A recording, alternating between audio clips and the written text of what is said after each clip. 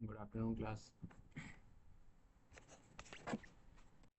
कल हमने internal linking के बारे में पढ़ा था। हमने देखा था इंटरनल लिंकिंग क्या होती है। हमने जाना था कि दो सेम वेबसाइट की दो पेजेस को कनेक्ट करना, यही इंटरनल लिंकिंग होती है।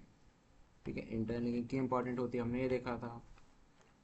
एसईओ में क्या बेनिफिट है, ठीक है, गूगल की डिस्कवरी में कैसे ये हेल्प करता है, कैसे हमारे जो पेजेस गूगल के पास नहीं पहुंच रहे हैं हम कैसे उनको इंटरनल लिंकिंग के थ्रू पहुंचाते हैं, कैसे हम एसईओ की वैल्यू को डिस्ट्रीब्यूट करते हैं, कैसे हम लोगों को अपनी वेबसाइट पे और ज़्यादा टाइम स्पेंड करने के लिए रोक लेते हैं। फिर हमने देखा था कि कितने टाइप की इंटरनल लिंक्स होती हैं। हमने देखा था नेविगेशनल होती हैं जो मेन्यू में लगी होती हैं सबसे ऊपर। ठीक, इसी वेबसाइट के मेन्यू में जो टॉप में लगी रहती हैं वो नेविगेशन है, क्योंकि वो एक पेज से दूसरे पेज पे भेज रही है, आपके होम पेज से किसी दूसरे पेज पे। ठीक, फिर है कंटेक्चुअल। कंटेक्चुअल लिंक्स आपको पता है, कंटेंट के बीच में जो लिंक्स लगते हैं वर्ड्स के ऊपर जिन्हें एंकर टेक्स्ट कहते हैं, वो कंटेक्चुअल लिंक्स होती हैं। ठीक, फिर है फुटर लिंक्स। और ये तो वर्ड ही बता रहा है, फुटर लिंक्स जो फुटर में लगे होते हैं वेबसाइट्स के सबसे बॉटम में, वो फुटर लिंक्स हैं। जैसे प्राइवेसी पॉलिसी, कॉन्टैक्ट अस के पेजेस होते हैं, रूल्स रेगुलेशन फैक्ट्स वगैरह एफएक्यूज होते हैं। ठीक है, वो सब फुटर में आते हैं। ठीक, फिर मुझे आता है एंकर टेक्स्ट क्या होता है। Anchor text is the clickable text of a link. ठीक, फिर हमने एग्जांपल्स देखे थे। हमने देखा था बेस्ट प्रैक्टिस इंटरनल लिंकिंग की। ठीक, हमने इसमें देखा था कि लिंक ओनली रिलेटेड पेजेस, जो दो पेजेस रिलेटेड हों सिर्फ उन्हीं को लिंक करना है। ठीक, दूसरा हमने देखा था यूज़ डिस्क्रिप्टिव एंकर टेक्स्ट। हम ऐसा नहीं करेंगे एक वर्ड पे सिर्फ लगा दिया जो कि इरेलीवेंट होगा, पूरा डिस्क्रिप्टिव वे में लेके चलो, उसके बाद एंकर टेक्स्ट लगाओ। ठीक, तीसरा फिर हमने देखा था अवॉइड टू मैनी लिंक्स। अब देखो ये भी नहीं करना कि खूब सारी 50-60 लिंक्स एक ही कंटेंट से लिंक कर दी, सिर्फ उतनी लगाओ जितनी रेलेवेंट है, जो लग रहा है कि नेचुरल है। फोर्थ हमने देखा था लिंक इंपॉर्टेंट पेजेस, जो इंपॉर्टेंट पेजेस हैं उन्हीं को आपस में लिंक करो। ठीक, जैसे service page, product page, course page, इनको बताया था कल मैंने।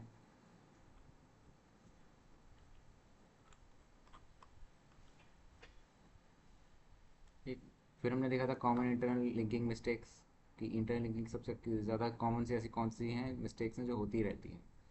ठीक, mistake one, no internal links. लोग क्या करते हैं, इंटरनल लिंकिंग करते ही नहीं, कंटेंट कॉपी किया पेस्ट कर दिया, जो कि चल रहा है प्रेजेंट टाइम पे। लोग कहते हैं चैट जीपीटी से लिखवाओ, कॉपी करो पेस्ट कर दो।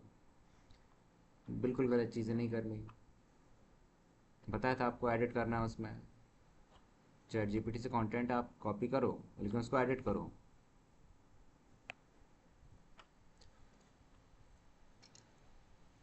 फिर using same anchor text everywhere.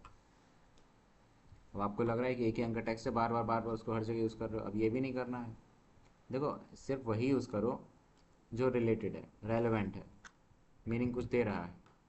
ज़बरदस्ती के यहाँ से वहाँ एंकर टेक्स्ट मत लगाओ। ठीक, फिर मैंने कहा था लिंकिंग अनरिलेटेड पेजेस। इस चीज़ को ध्यान रखो कि जो पेजेस से रिलेटेड हो उन्हीं को करो, अनरिलेटेड जो हो, कि एक आपका टेक्नोलॉजी से रिलेटेड कोई कंटेंट है और दूसरा आपका कुकिंग से, अब इन दोनों का लिंक करो भाई, रेलेवेंसी नहीं भी दिख रही है इसमें, कि कोई वैल्यू ही नहीं दिख रही है। कोई टेक्नोलॉजी वाला बंदा कुकिंग से क्या करेगा जाकर, और कुकिंग वाला अगर ऐसे उसे कर देंगे लिंक, क्या करेगा वो, कोई कुछ नहीं होगा इसका। ठीक है, तो आज हम देखते हैं कि ये इंटरनल लिंकिंग की कैसे जाती है। अब जैसे मान लो ये जो है, ये वेबसाइट का एक होम पेज है, हम लेके चलते हैं इसको।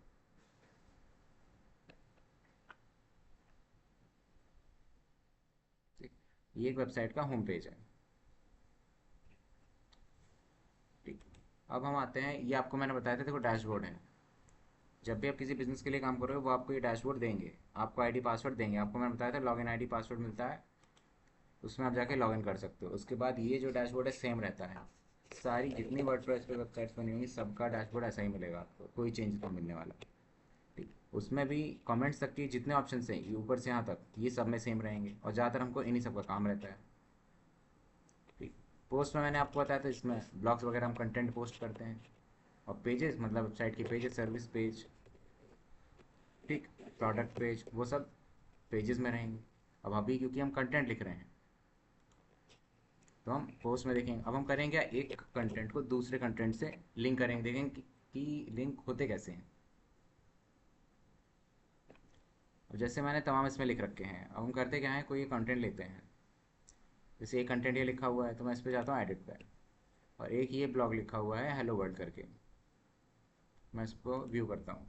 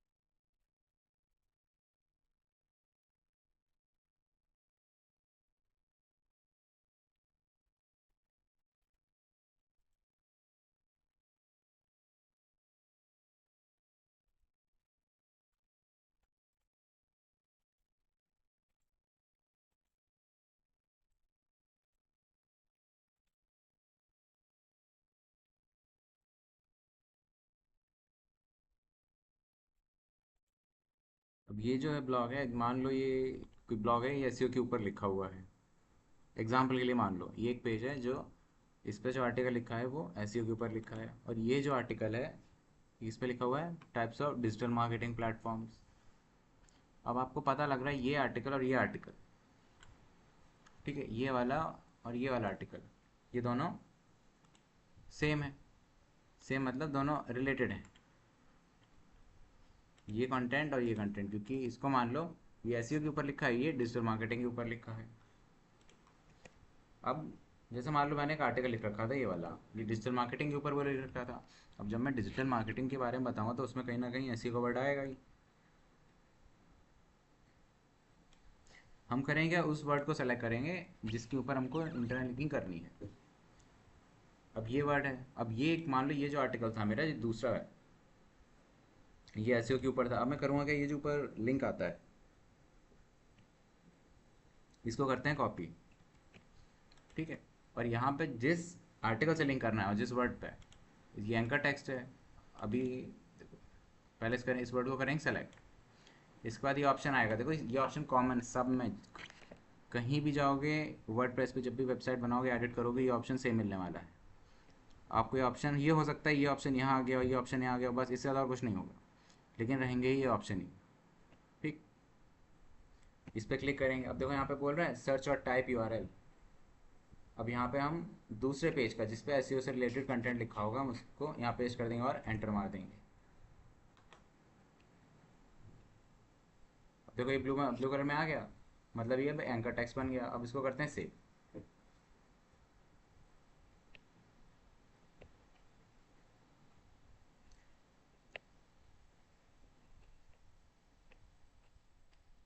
अब सेव करने के बाद एक बार इस आर्टिकल को देखते हैं, यही चीज़ है, एक पेज पे बन चुकी है। अब देखो ये पेज बना हुआ है, ये से आर्टिकल यही लिखा हुआ था। अब यहाँ पे देख रहे हो आप, अब इस एड्रेस को देखो, ये जो लिखा हुआ है। अब इस वाले को देखो, जब मैं इस पे लेके आ रहा हूँ तो यहाँ पे क्या एड्रेस लेके आ रहा है, ये इसी पेज का लिख के आ रहा है। अब जब मैं इस पर क्लिक करूँगा तो अभी मेरे को इस पेज पे लेके आ रहा है। तो देखो इंटरनल लिंकिंग ऐसे की जाती है। टोटल बस बात यह है कि अंदर उस वर्ड को पकड़ो, उसको सेलेक्ट करो और दूसरे पेज का लिंक लाके उस पर लगा दो, अगर आपको लग रहा है उस कि जिस पेज को आप कनेक्ट कर रहे हो उससे रिलेटेड कंटेंट है, बस। और मैंने इसको एज्यूम किया था, मैंने इस पेज पे ही जो कंटेंट लिखा था वैसे के बारे में पूरा लिखा था, और ये डिजिटल मार्केटिंग का था। अब जब मैं डिजिटल मार्केटिंग पढ़ा रहा था, बता रहा था इतनी अच्छे खासे पूरी तरीके से यहाँ पे, तो कीवर्ड आया एसईओ, तो मैंने एसईओ सेलेक्ट किया और बाकी इस पेज का जो यूआरएल था इसको पकड़ के मैं यहाँ पे पेस्ट कर दिया आके, बन गई इंटरनल लिंक। अब है तो मेरी सेम वेबसाइट में ही, मेरी वेबसाइट का एक पेज दूसरे पेज से कनेक्ट हो रहा है। बस इसीलिए इसको कहा जाता है इंटरनल लिंकिंग। ठीक है। और ये चेंज नहीं होता, हर जगह सेम ऐसा ही रहता है। बस देखो, ज़रूरी नहीं है कि वर्डप्रेस पे ऐसा हो। बाकी जितनी जगह भी हैं, आपको फ्यूचर में जब आप काम करोगे जाके नए नए नए बिजनेसेस के साथ, तो वो आपको हो सकता है वर्डप्रेस के अलावा कोई और दूसरी टेक्नोलॉजी पे काम करने होते हैं। लेकिन ये जो इंटरनल लिंकिंग का फीचर है, इस तरीके से ये ऑप्शन मिलेगा आपको, हर जगह मिलने वाला है। ये लिंक यहाँ है, हो सकता है यहाँ हो सकता है यहाँ हो, कहीं और हो सकता है, इस पर क्लिक करने से है, हो सकता है इस पर क्लिक करने से है, लेकिन ये ऑप्शन रहेगा यहीं। आपको बस इसी ऑप्शन को ढूंढना है, लिंक को। ठीक। इंटरनल लिंकिंग तब जाके काम करती है।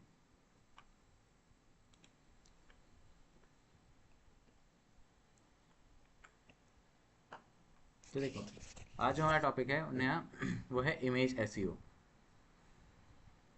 इमेज एसईओ, इसका मतलब है हम इमेजेस को ऑप्टिमाइज करते हैं ताकि वो सर्च इंजन्स में ऊपर आए, अच्छी खासी रैंक करें। ठीक।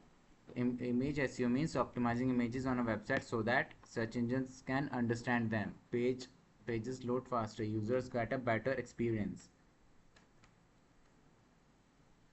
ताकि जो सर्च इंजन है उस इमेज को अच्छे से समझ पाएँ कि वो इमेज किस बारे में है, उस इमेज में क्या क्या चीज़ें हैं। ठीक। और पेजेस जो होते हैं वो तेज़ी से लोड होते हैं। हम इमेज को उस फॉर्मेट में कन्वर्ट करते हैं जिस फॉर्मेट में वो जल्दी लोड होते हैं, जिनका साइज़ कम होता है। नॉर्मली जब हम इमेज क्लिक करते हैं तो एमबी में चली जाती है, लेकिन जब हम वेबसाइट्स पे लगाते हैं इमेजेस, तो हम ध्यान रखते हैं कि उनका साइज़ एमबी में ना हो। हम कोशिश करते हैं पहली बात तो केबी में हो, लेकिन वो भी हम कोशिश करते हैं अंडर 100 KB हो, विदाउट लूजिंग इट्स पिक्सल्स और क्वालिटी। बिना उनकी पिक्सल्स और क्वालिटी को खोए हुए हम उन इमेज को रिटेन कर सकते हैं। उनका एक अलग फॉर्मेट होता है। ठीक उसी वजह से पेजेस जो हैं तेज़ी से लोड होते हैं। अब अगर किसी इमेज का साइज़ मान लेते 4-5 MB का है, उसको अगर वेबसाइट पे लगा दिया, तो जितने एमबी की इमेज है वो तो उतना टाइम तो सर्च इंजन लेगा पूरा लोड करने में, 4-5 MB जितनी भी है। और तो पेज है वो भी टाइम आराम से लोड होगा, धीरे धीरे टाइम, धीरे धीरे बहुत ज़्यादा टाइम डिले करेगा। लेकिन अगर हम ऑप्टिमाइज इमेज लगाएंगे तो पेजेस जो हैं वो तेज़ी से लोड होंगे। ठीक। अब अगर इमेजेस तेज़ी से लोड होंगी, वेबसाइट के पेजेस तेज़ी से लोड होंगे, तो यूज़र्स को भी ये लगेगा। कभी कभी आपने देखा होगा जब वेब पेजेस पे जाते हो तो इमेजेस जो हैं, पेज तो पूरा लोड हो जाता है लेकिन इमेज धीरे धीरे लोड हो रही होती है। उसका रीज़न यही है, जो एसईओज होते हैं, डिजिटल मार्केटर्स होते हैं, वो लोग इमेजेस को ऑप्टिमाइज नहीं करते हैं, इसी वजह से ऐसा होता है। लेकिन हम लोग, ये एक अच्छी प्रैक्टिस होती है कि इमेज को भी हम ऑप्टिमाइज करते हैं in terms of SEO, in terms of their sizes. ठीक। हम उनके रिजोल्यूशन से कोई छेड़खानी नहीं करेंगे।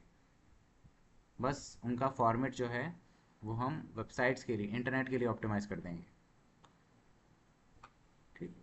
Y images Why is image SEO important? Images are important because websites use them everywhere. अब इमेज ऐसी इंपॉर्टेंट क्यों है? क्योंकि देखो, वेबसाइट जो होती हैं वो है हर जगह यूज़ करती हैं इमेजेस को। जैसे ब्लॉग्स में, ब्लॉग्स आप पढ़ते हो उसमें इमेजेस लगी रहती हैं, आपने देखा होगा। प्रोडक्ट के पेजेस हैं, आप प्रोडक्ट के पेजेस हैं तो प्रोडक्ट की इमेज लगी होगी। लैंडिंग पेजेस हैं जिसमें सर्विस वगैरह डिफाइन हो रखी हो कि प्लम्बिंग सर्विस है, इंजीनियरिंग सर्विसेज है, ठीक है, या रिपेयरिंग सर्विस है, एसी सर्विस है, जो भी है। ठीक। उसमें आपने इमेजेस देखी होंगी। न्यूज़ आर्टिकल्स हैं, कोई न्यूज़ वगैरह आई है तो उसकी रिलेटेड फ़ोटोज़ वगैरह लगी हुई हैं, इमेजेस लगी हुई हैं। तो हम देख रहे हो, ये तो लिमिटेड जगह, इसके अलावा और भी जगह आपने देखी होंगी चीज़ें, तमाम जगह पे इमेजेस लगी होती हैं। हमको बस ये करना होता है, हम इमेजेस को ऑप्टिमाइज़ करते हैं। ध्यान रखना, but search engines cannot see images like humans, they need additional information to understand them. जो सर्च इंजन्स होते हैं ना, जो सर्च इंजन्स की क्रॉलर्स होते हैं, आपको ध्यान होगा, वो इमेज के ऊपर देखो, वो इमेज नहीं पढ़ते हैं। वो इमेज के ऊपर जो इन्फॉर्मेशन लिखी होती है, जो उससे रिलेटेड इन्फॉर्मेशन होती है, वो उसको पढ़ते हैं। उनको नहीं पता इमेज क्या है कैसी है। हाँ देखो एआई वाली बात अलग है, वो बात अलग चली गई, लेकिन हम एसईओ के पर्सपेक्टिव से बात कर रहे हैं, जिसके बेसिस पे वेबसाइट्स रैंक करती। ठीक, तो हम एडिशनल इन्फॉर्मेशन अटैच करते हैं इमेजेस के साथ, ताकि सर्च इंजन उसको अच्छे से समझ पाए। ऐसे मान लो, देखो example, imagine a website has an image of a laptop. कोई वेबसाइट है उसके ऊपर लैपटॉप की इमेज लगी है। A human can see that is a laptop, एक इंसान वो तो समझ जाए कि हाँ ये लैपटॉप है, बट गूगल नीड्स हेल्प। ठीक, गूगल को मदद चाहिए होगी इस चीज़ में कि ये समझने में कि फ़ोटो है किस चीज़ की। So image SEO tells Google, जो इमेज का हम एसईओ करेंगे वो गूगल को बताएगा कि the image show is a gaming laptop. Image का जो एसईओ होगा वो गूगल को बताएगा कि ये जो इमेज है लैपटॉप की वो गेमिंग लैपटॉप की है, तो गूगल ऐसे समझेगा। और ये चीज़ याद रखिएगा, अब तो इंस्टाग्राम और फेसबुक पे भी ये फीचर ऑन हो चुका है इमेज ऑप्टिमाइजेशन का। बताऊंगा आपको कैसे करना है इसको।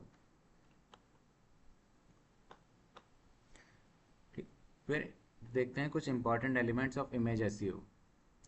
अब देखो यहाँ से जो चीज़ें हैं इनको कोशिश करो, अगर आपके पास डायरी या नोटबुक है तो नोट करने की कोशिश करो उसको। देखो सबसे पहला जो होता है वो होता है इमेज का फाइल नेम। हम नॉर्मली जब इमेज क्लिक करते हैं या सेव करते हैं कुछ भी करते हैं अपने पास, तो उसका जो नेम है कुछ इस तरीके से होता है, आपने देखा होगा, ABCD कुछ भी 1 2 3 ऐसे करके, अंडरस्कोर इस तरीके से लग के ये होता होगा। अब रीज़न क्या है, देखो ऐसी अगर आप सोचते होगे इस तरीके से इमेज क्लिक हुई, आपने एज इट इज़ अपलोड कर दी। अब जो सर्च इंजन है वो उसको नहीं समझ पाते हैं कि है क्या। उनको इस चीज़ से आप खुद बताओ, मान लो कोई इमेज है उसका प्रीव्यू नहीं है, बस ये चीज़ आ रही है, आप समझ पाओगे क्या ये अंदर इमेज किस चीज़ की हो सकती है? नहीं समझ पाओगे। जब आप खुद नहीं समझ पा रहे हो तो गूगल कैसे समझेगा, सर्च इंजन कैसे समझेंगे, चाहे वो इंस्टा का हो, चाहे वो फेसबुक का हो, चाहे लिंक्डइन का हो, किसी का भी हो, हर जगह सेम चीज़ें काम करती हैं। अब हम ये देखो इस तरीके से करके, कभी अब आपको ये चीज़ पता लग गई, कभी भी इमेज अपलोड करने जाना किसी प्लेटफॉर्म पे, तो कोशिश करना है ये जो नाम है इसको रीनेम करके एक इस ढंग में लिखना कि सर्च इंजन भी उसको समझ पाए। अब सपोज मान लीजिए इसी की जगह पे ये इमेज लिखी थी, अब असल में ये गेमिंग लैपटॉप की इमेज थी, अब मैंने किया कि इसको रीनेम करके मैंने ये लिख दिया गेमिंग हाइफन लैपटॉप। अब इससे मुझे ये समझ में आ रहा है कि ये जो इमेज है वो किस चीज़ की है, गेमिंग लैपटॉप की। अब इससे सर्च इंजन समझ पाएंगे कि ये इस इमेज में गेमिंग लैपटॉप बना हुआ।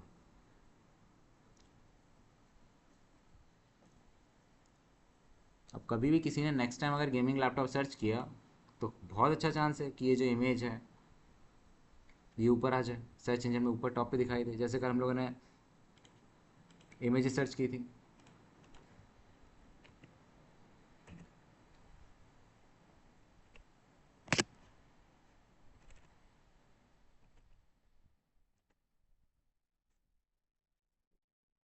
ये देख इन सब में इमेज ऐसे हो रखा है, सब में।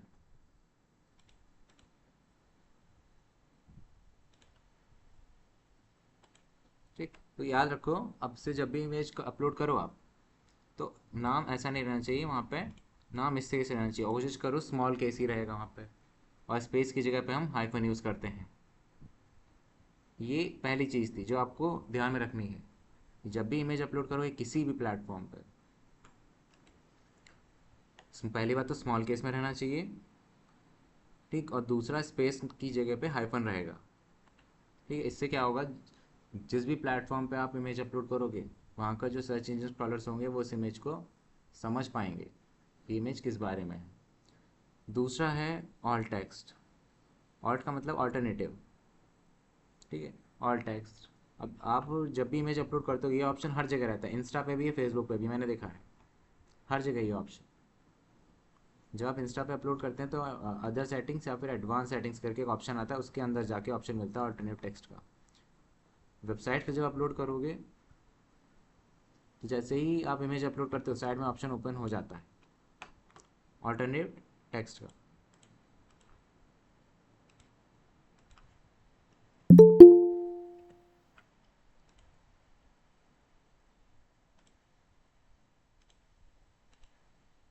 जब तक ये वेबसाइट अपलोड हो तब तक आगे बढ़ो। मैं दिखाऊंगा ये कैसे करते हैं, ठीक। अब याद रखो, अभी हम देखते हैं ऑल्टरनेट टेक्स्ट होता क्या है। Alt text is a written description of an image.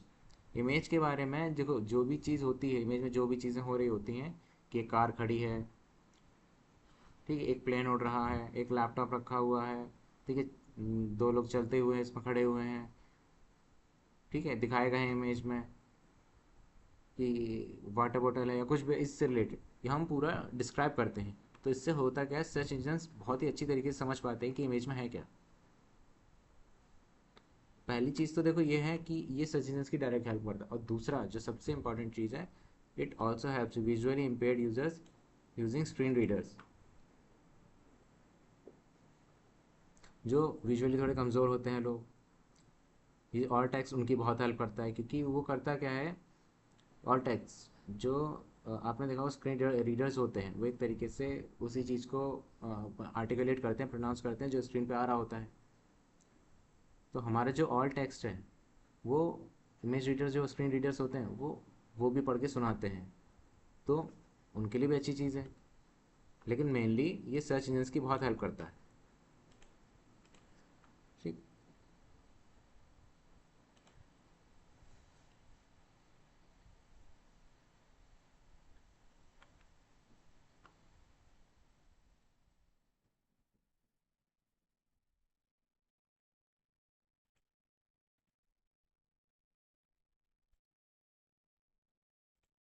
देखो एग्जाम्पल के लिए, जैसे देखो, एक कोई इमेज है जिसमें a person using a laptop, एक इमेज है तो उसमें एक जो पर्सन है वो लैपटॉप यूज़ कर रहा है। तो ऑल टेक्स्ट क्या हो सकता है, person working on a laptop at a desk. अब गूगल है, सर्च इंजन हैं, वो समझ पाएंगे इमेज में है क्या, वो डिटेल समझ पाएँ। अब किसी ने भी नेक्स्ट टाइम ये चीज़ सर्च की, इससे रिलेटेड कोई भी कीवर्ड अगर, तो बहुत अच्छा चांस है कि ये जो इमेज है वो रैंक कर जाए, ठीक। तो ये चीज़ आपको, पहली चीज़ आपको पता लगी कि इमेज का नाम में पहली बात कीवर्ड रहना चाहिए, बताना चाहिए कि इमेज में है क्या, स्पेस की जगह हाइपन यूज़ करोगे आप। दूसरा ऑल टेक्स्ट, ऑल टेक्स्ट बस टोटली इमेज को हमको डिस्क्राइब करना अंदर हो क्या रहा है, और कुछ नहीं, ठीक। फिर हम देखते हैं गुड ऑल टेक्स्ट प्रैक्टिसेस, एक अच्छे ऑल टेक्स्ट में क्या क्या चीज़ें होती हैं। याद रखो, बी डिस्क्रिप्टिव, जितना ज़्यादा डिस्क्राइब करो अच्छे से उतना बेस्ट है। अब ये नहीं करना इमेज वन लिख दिया, टू लिख दिया, ये नहीं करना है कि पर्सन लैपटॉप, बस ऐसे नहीं लिखना। एक थोड़ा सेंटेंस बनना चाहिए, स्ट्रक्चर बनना चाहिए कि असल में हो क्या रहा है इसमें। ऐसे लिख सकते हैं जैसे डिजिटल मार्केटिंग स्टूडेंट लर्निंग ऐसे ऑन अ लैपटॉप। इससे समझ में आ रहा है कि स्क्रीन में जो चीज़ हो रही है इमेज में, वो आप डिस्क्राइब कर रहे हो।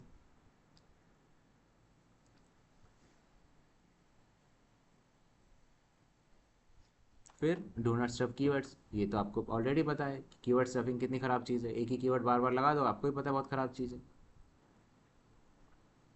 कोई भी सर्च इंजन ये चीज़ पसंद नहीं करता, अगर उसको पता लग रहा है कीवर्ड स्टफिंग हो रही है, वो तुरंत सीधे सीधे कितना अच्छा कंटेंट उसको नीचे कर देता है, कहते ही बेकार है ये। तो जैसे देखो, S course, S training, S class laptop, इसका मतलब क्या है, बार बार एक ही चीज़। इससे बेटर है ऐसे लिख दो, student earning S course online. ये बहुत ज़्यादा डिस्क्राइब कर रहा है कि क्या हो रहा है इमेज में, rather देन यूजिंग दिस, ठीक। तीसरा है इमेज साइज ऑप्टिमाइजेशन। तीसरा ये बहुत इंपॉर्टेंट चीज़ है। याद रखो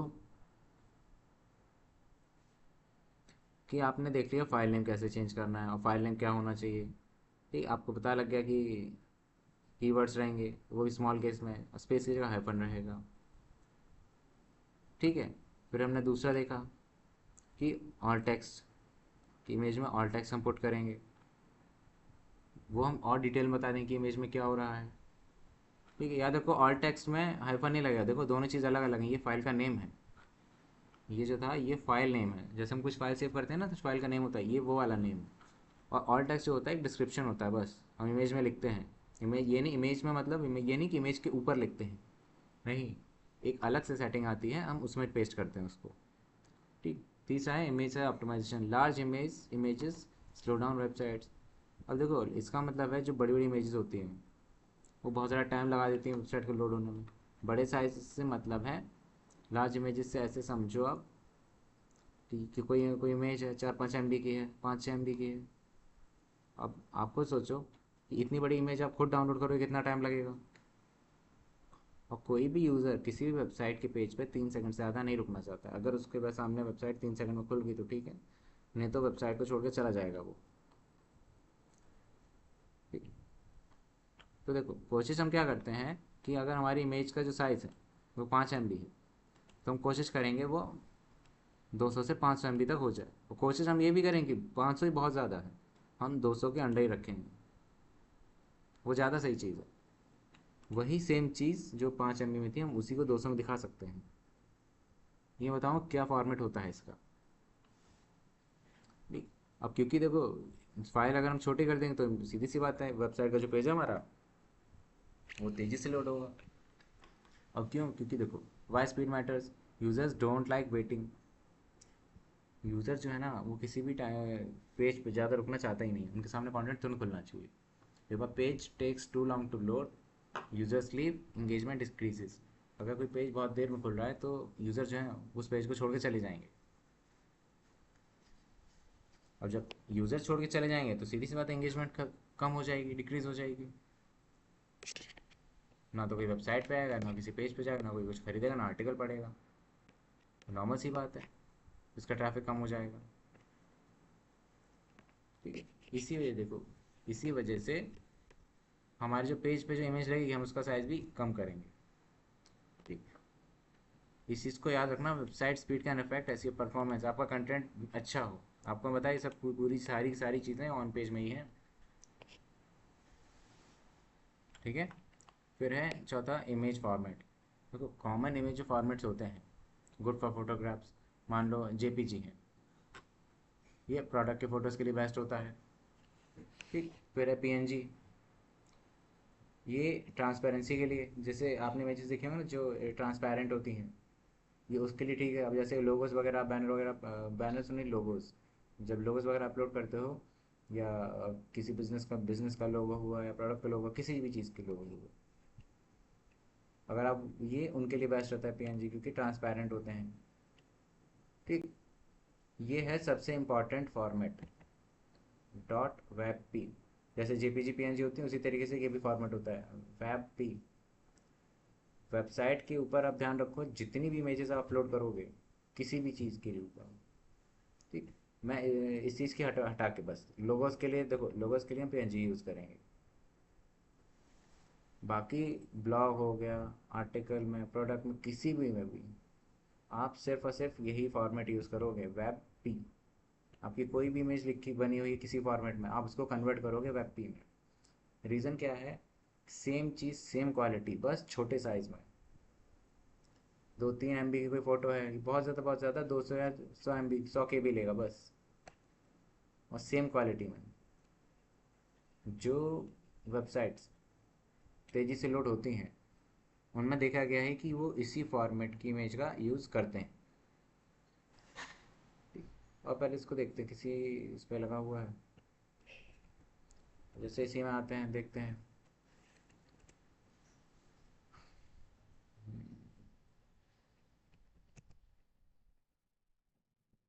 जैसे चलो इसी को देख लेते हैं। जैसे ये कोई वेबसाइट है, हम इस वेबसाइट पे आते हैं, देखते हैं इसका फॉर्मेट क्या है।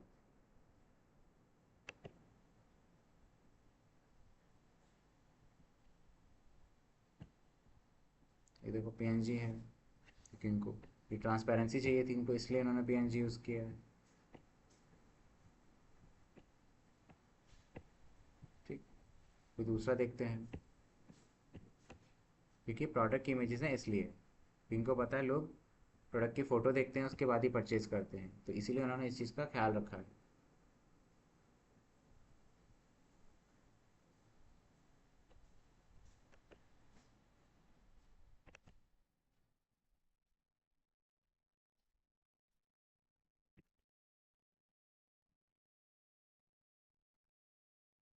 देखिए दिख रहा है आपको वेब पे इन्होंने इसी फॉर्मेट इस फाइल को अपलोड किया था, ये ऑप्शन यहाँ पर।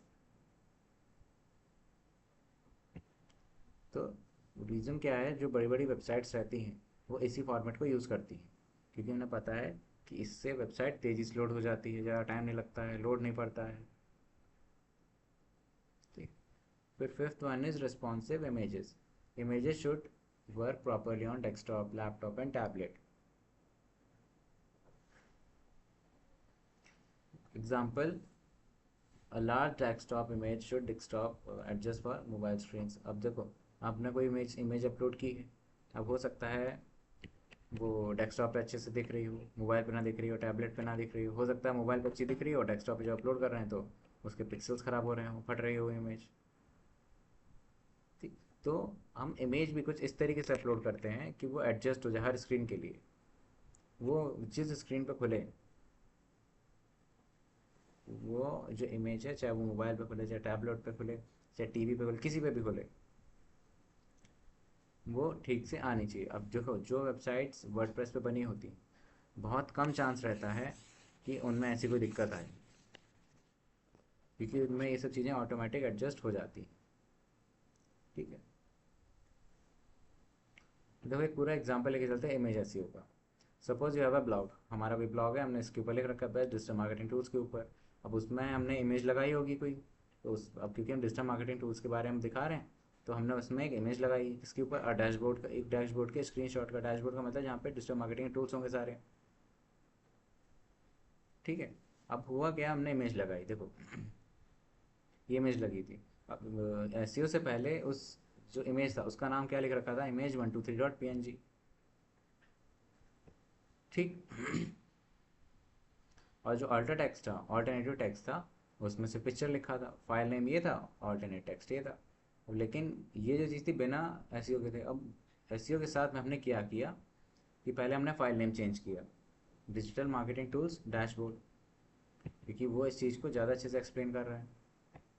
ठीक। फिर हमने ऑल्टरनेट टेक्स्ट लिखा, digital marketing analytics dashboard showing campaign results. हो सकता है गूगल एड्स के रिजल्ट्स हों, फेसबुक इंस्टाग्राम के एड्स हों, वो चले हों तो उनके रिजल्ट क्या हैं वो सब शो हो रहा हो वहाँ पे। ठीक है। तो इससे क्या होगा, जो गूगल है वो समझ पाएगा कि इमेज में असल में है क्या, इमेज किस बारे में है। ठीक। ये चीज़ बहुत इंपॉर्टेंट है। अब जैसे ये पीएनजी था, अब इसकी जगह आपको पता लग गया है अब कौन सा फॉर्मेट लगता है, वेब पी। अब इसके लिए करना क्या, जैसे कोई इमेज है, कोई इमेज लेते हैं पहले, ये इमेज है, हम इसको सेव कर लेते हैं पहले।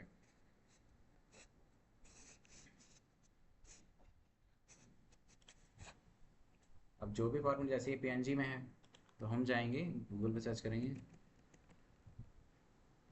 PNG to web converter. अब कोई कोई भी वेबसाइट है, देखिए बहुत सारी वेबसाइट है जिस पे ये चीज़ काम करती है। यहाँ से इमेज को सेलेक्ट करना। अब जैसे अभी इसका साइज़ कितना था, 137 KB। इसको हम जाते हैं, देखते हैं कितना हो जाता है ऑप्टिमाइज़ करने के बाद।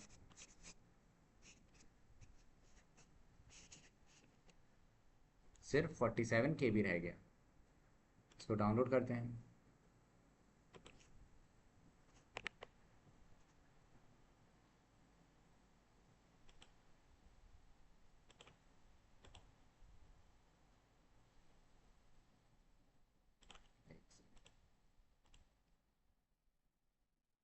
देखो, ना क्वालिटी ख़राब हुई ना कुछ, सेम वही इमेज है।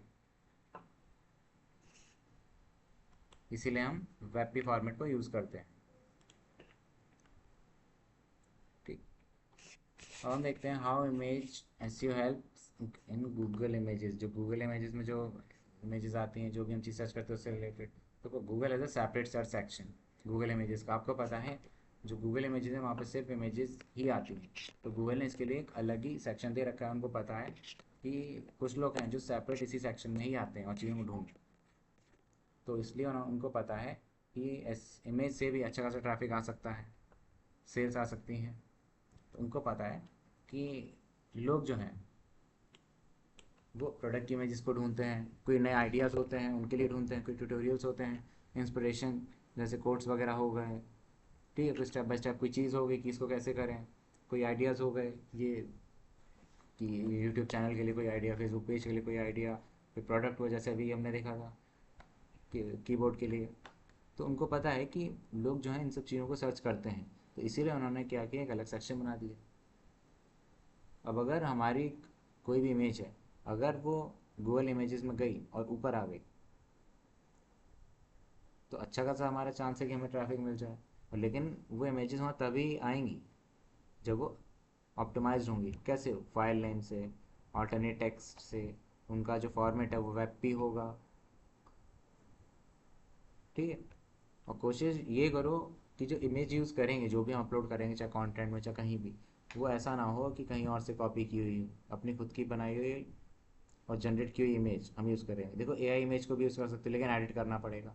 चाहे याद रखो, चाहे कंटेंट हो चाहे इमेज हो, एआई जनरेटेड अगर एज इट इज़ छाप दोगे, रैंकिंग नहीं आने वाली, गिरेगी रैंकिंग। सर्च इंजन को पता है ऐसी ऐसी तमाम चीज़ें और भी दूसरी वेबसाइट पड़ी, वो समझ आ गई कॉपीड चीज़ें। ठीक है। हम देखते हैं internal linking plus image SEO together, इन दोनों को कंबाइन करके एग्जांपल देखते हैं। इमेजिन अ ट्रैवलिंग वेबसाइट, कोई वेबसाइट है ट्रैवलिंग की, ठीक है, तो उस पर ब्लॉग लिखा हुआ है best places to visit in Goa, best places to visit in Goa. तो आपको पता है कि हो सकता है आपके एक और कोई नया आर्टिकल लिखा हो दूसरे पेज पे जिसमें लिख रखा हो रीड अवर गोवा ट्रैवल पैकेज। और क्योंकि ट्रैवलिंग वेबसाइट है तो उनके पास गोवा का ट्रैवल पैकेज होगा ही, तो इन्होंने लिख रखा है best place to visit in Goa, तो इसमें इन्होंने आर्टिकल में कहीं ना कहीं ये लाइन लेके आए होंगे। अब इन्होंने, आपको पता है कि इस आर्टिकल में जहाँ भी होगा तो ये करेंगे क्या, इनका जो ट्रैवलिंग पैकेज होगा यूज़र को वहाँ भेज देंगे, क्योंकि एंकर टेक्स्ट यही रखेंगे अपना, और इसी के ऊपर इनके ट्रैवलिंग पैकेज का लिंक लगा देंगे। जब भी कोई इस पर क्लिक करेगा तो ट्रैवल पैकेज वाला जो पेज है जहाँ पे सेल वाला है, प्रमोशन कर रहे होंगे, वो उस पेज पे पहुँच जाएगा। ठीक, ये हुआ इंटरनल लिंक। दूसरा देखते हैं इमेज का। फाइल नेम में जैसे अब इन्होंने इमेजेस लगा रखी हैं बीच से रिलेटेड, तो उसमें इन्होंने किया गया, फाइल का नेम क्या रखा, गोवा बीच ट्रैवल गाइड। अब क्योंकि ब्लॉग जो है वो best places to visit in Goa है, तो इमेज जो होगी वो भी इसी से रिलेटेड होगी। ठीक। अब इन्होंने इसी में क्या किया, ऑल्टरनेट टेक्स्ट क्या लगाया, ब्यूटीफुल बीच इन गोवा। अब क्योंकि places to visit in Goa, Goa में क्या है, बीच ही है, तो उन्होंने ऑल्टरनेट टेक्स्ट में ये लगा लिया, एक इमेज को अपलोड किया, उसमें उसका नाम ये लिखा और ऑल टेक्स्ट ये लिखा। अब हुआ क्या, ये जो चीज़ें हैं, चाहे इंटरनल लिंकिंग हो चाहे image optimization, both help Google understand the page. ये दोनों के दोनों गूगल की मदद करेंगे समझने में कि पेज में असल में है क्या, कि इमेज किस बारे में है, इंटरनल लिंकिंग अगर हो रखी है तो क्यों हो रखी है, इस लिंक का उस लिंक से क्या मतलब है। ठीक है। तो यही चीज़ें थी इमेज एसईओ और इंटरनल लिंकिंग। ठीक है। तो देखो, हमने इसमें देखा क्या कि इंटरनल लिंकिंग को पहले हम देखते हैं। देखो इंटरनल लिंकिंग में आपने देखा कि it connects pages with in the same website, ये एक ही वेबसाइट में दो पेजेस को कनेक्ट करता है, जो आपको पता है। ठीक है। इट हेल्प्स यूजर्स नेविगेट, एक पेज से दूसरे पेज जाने में लोगों की मदद करता है। उनको पता है कि अगर एंकर टेक्स्ट एसईओ गाइड के ऊपर लगा है और अगर उन्होंने एसईओ गाइड पर क्लिक किया, तो उनको पता है अंदर जो नया पेज खुलेगा वो एसईओ गाइड के ऊपर ही होगा। ठीक है। फिर तीसरा, it helps Google discover pages, जो इंटरनल लिंकिंग है यार, जैसे जो पेजेस गूगल की नज़र में नहीं पड़े हैं और जो पेजेस ऑलरेडी नज़र में हैं, तो हम जो पेजेस नज़र में हैं उन पे उन पेजेस का लिंक लगा देंगे जिन पर गूगल अब तक नहीं पहुंच पाया है, तो गूगल वहां तक भी पहुंच जाएगा। ठीक। फिर पासेस इंपॉर्टेंस बिटवीन पेजेस। अब आपने गाइड के लिए अलग अलग पेजेस बना रखे हैं, जैसे एक डिजिटल मार्केटिंग का, फिर ऑन पेज ऐसी होगा, फिर ऑफ पेज का ऐसी होगा, एक टेक्निकल ऐसी होगा।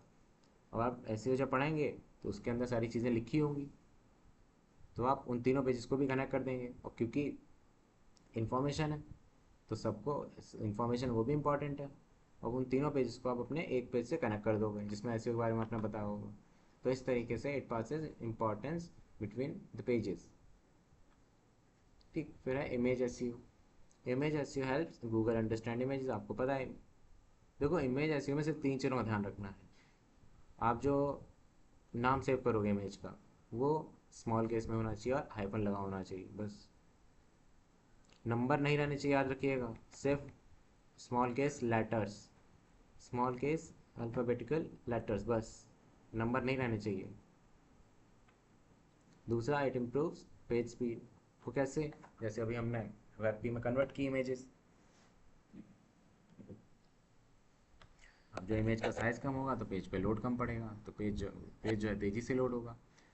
Third one, improves user experience. अब जब पेज लोड होगा तो यूज़र वेट नहीं करेंगे, उन्हें पता है वेबसाइट तेज़ी से लोड हो रही है, हम इस वेबसाइट के किसी पेज पर जाएँ, सारी इमेजेस लोड हो रखी हैं, ऑप्टिमाइज हो रखी हैं, वो जाएंगे, उनको पता है तुरंत लोड हो जाएंगी। ठीक है, तो यूज़र का एक्सपीरियंस काफ़ी ज़्यादा इंप्रूव करता है। और जो सबसे इंपॉर्टेंट है, it helps images appear in search results. अगर इमेज ऑप्टिमाइज होंगी तो बहुत ज़्यादा चांस है कि जो इमेजेस का सेक्शन बनाया है गूगल ने, उस सेक्शन में हमारी जो इमेज है वो शो हो सकती है, जिससे ट्रैफिक के चांसेस बहुत ज़्यादा हैं। ठीक है, तो देखो ये दो चीज़ें हैं, ये है इंटरनल लिंकिंग, ये है इमेज एसईओ। ठीक है, देखो आप लोगों के लिए एक छोटा सा काम है। पहले एक्टिविटी क्या करना है आप लोग, इंटरनल लिंकिंग के लिए कोई भी वेबसाइट ढूंढना, कोई भी वेबसाइट लेना, उसमें से कोशिश करना 5 इंटरनल लिंक्स को ढूंढो और उनके एंकर टैग्स को ढूंढो, और ये देखो वो जा कहाँ रहे हैं, किस पेज पे जा रहे हैं। ठीक है, ये पहली चीज़ है जो आपको करनी है।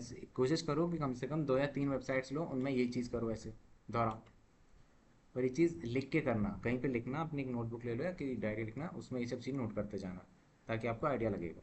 एक वेबसाइट लो, उसमें 5 इंटरनल लिंक्स, उनके एंकर टैग्स, और देखो ये जा कहाँ रहे हैं, क्या एंकर टैग्स जो है उस पर जब आप क्लिक कर रहे हो तो क्या उसी इंफॉर्मेशन वाले पेज पे ले जा रहा है जिस पे एंकर टेक्स्ट लगा हुआ है, लिंक लगा हुआ है। ठीक, दूसरा है इमेज एसईओ। कोई भी वेबसाइट के पेज पे आना, जैसे अभी मैं गया था रैंडम सर्च करके, ठीक, उनके इमेज का फाइल का नाम देखना, ठीक, उसके बाद उनका ऑल टेक्स्ट देखना और इमेज का साइज़ देखना। अब देखो ये चीज़ क्या करना आप लोग,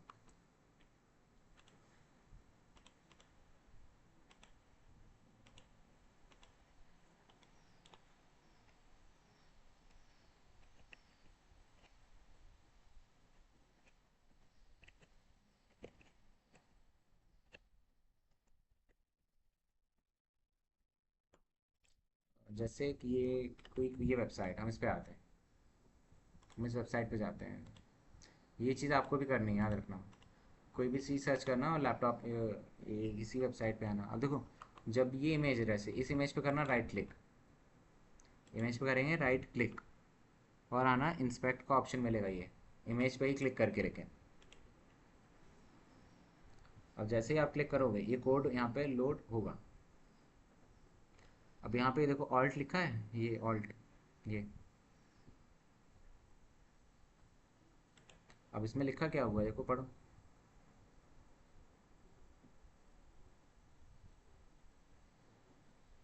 Lenovo LOQ15 गेमिंग लैपटॉप।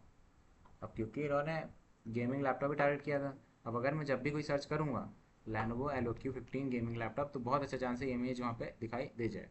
ये इसका ऑल्टरनेट क्या है, ठीक है, ऑल्टरनेट टेक्स्ट। अब देखो फिर आता है नीचे, आप नीचे आओगे तो यहाँ पे इमेज का नाम मिलेगा, ये देखो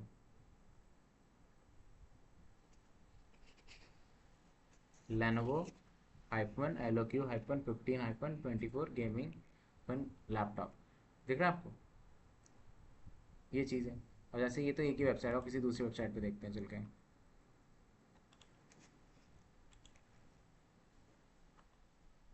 वही चीज़ है, इमेज पे आते हैं, राइट राइट क्लिक किया, इंस्पेक्ट पे आते हैं,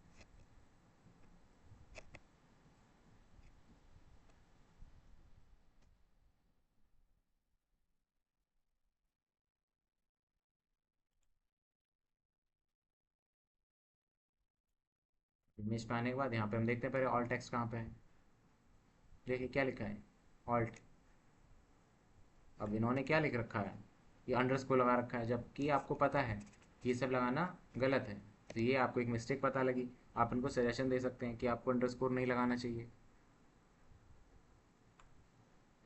क्योंकि आपको पता है कि हाइफन लगेगा और ऑल टेक्स्ट में तो सिर्फ डिस्क्रिप्शन लगता है। इसको एक नई वेबसाइट ले लेते हैं इसको,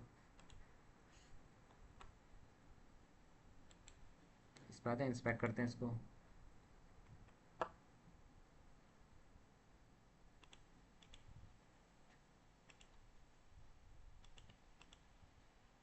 अब यहाँ पे देखते हैं ऑल टेक्स्ट कहाँ पे लिखा है, ये देखिए ऑल लिखा हुआ है। इन्होंने अच्छे तरीके से पूरा है डिस्क्राइब कर रखा है इस चीज़ को। ठीक, इसके बाद इन्होंने नाम देखो क्या लिख रखा है, लैपटॉप न्यूज़ MSN वील्स पूरा लिखा हुआ है। गूगल को यही सब चीज़ें वो नज़र डालता है, आपका काम यही है कि आप इन सबको देखना जाके। ठीक है, और इसमें इम्प्रूवमेंट जैसे अभी हमने देखे कि किसी में क्या गलती हो रखी थी क्या नहीं थी, इस चीज़ को नोट करना, वेबसाइट लिखना, उसके सामने देखा क्या दिक्कत है क्या नहीं है। ठीक है, ये दो चीज़ें जो आपको करनी है, इंटरनल लिंकिंग में ये करना है और इमेज एसईओ में ये चीज़ करना है। ये आपके लिए काम है, ये आपको प्रैक्टिस करनी है ताकि आप इंटरनल लिंकिंग और इमेज एसईओ अच्छे से समझ पाएँ। ठीक है, इमेज एसईओ मैं आपको कल बताऊंगा कैसे इंप्लीमेंट करते हैं, जैसे इंटरनल लिंकिंग हमने देखी थी वैसे ही मैं कल बताऊंगा इमेज एसईओ कैसे एक इमेज पे किया जाता है। सपोज तो इमेज आप अगर लगा रहे हो वेबसाइट पे तो उसको करना कैसे। ठीक है, इतना आप लोग करिएगा, बाकी हम लोग फिर कल नए सेशन में मिलते हैं दूसरे टॉपिक से। बाकी इसको कोशिश करिएगा इसको करने की पूरा, ये जो काम दिया आपको उसको करिएगा, प्रैक्टिस करिएगा इस चीज़ की। Thank you class. ठीक है सर।